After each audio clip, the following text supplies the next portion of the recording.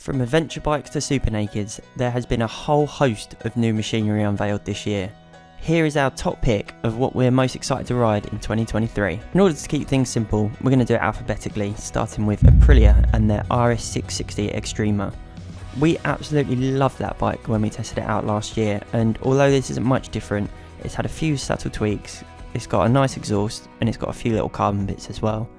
It's 3 kilos lighter, and it also has the ability to change the race shift, which is a nice touch. Moving on to something a little bit more extreme is BMW's M1000R. Now their S1000R has always been an impressive machine, but it just lacked the edge of some of the more savage 200 horsepower plus super nakeds on offer.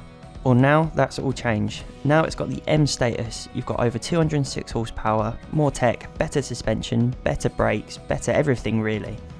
At just under 20 grand, it's not cheap, but it promises to be a cracking machine to ride.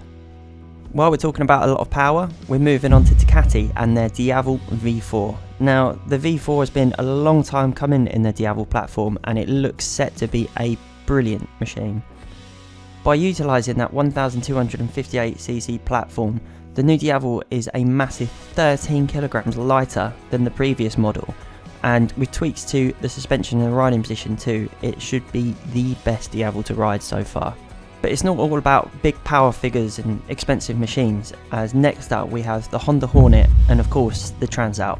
In a world where the price of everything is going up, Honda blew us away with not only the spec sheet but the price of the Hornet and the platform sharing Transalp too. Both machines set to offer up a solid level of performance from that 755cc parallel twin, and with a whole host of electronics too, it looks set to be a really exciting addition to the middleweight market. So we talked about some new models, but sometimes it's the little changes that make a difference too, and that's what we love about KTM's 890 Adventure. It's had a few little tweaks with the suspension, with the riding position and a few other little bits, which should make an already impressive machine even better. From KTM we go over to MOTO GUZZI and their V100 MANDELLO. Something a little bit different in the liquid cooled GUZZI, thanks to that 1042cc twin engine with shaft drive and adaptive aero.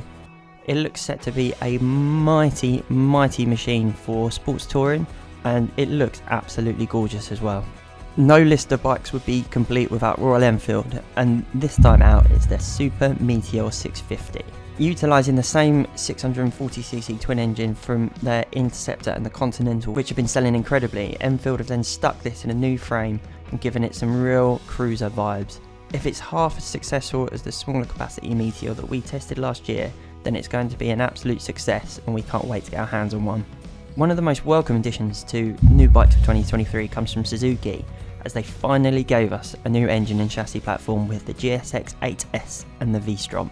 With a steel frame, a 776cc parallel twin engine, a whole host of electronics, and what looks set to be a really competitive price, Suzuki look to be back on form, and we can't wait to test them out. From Suzuki we move to Hinckley with Triumph and their new Street Triple RS. We've done loads of miles on Street Triples before, and they are brilliant bits of kit, and for 2023 Triumph have improved it in almost every single way. More power, more poise, more tech, and the price hasn't gone massively up either, coming in at just over £11,000 for the RS. It looks set to be a brilliant bike on both road and track.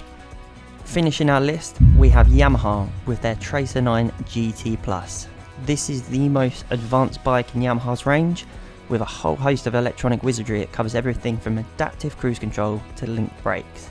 This looks set to make the ever impressive Tracer 9 even better. We hope you enjoyed the list, and make sure you stay tuned on the Carol Nash Inside Bikes channel for full reviews of these machines coming soon.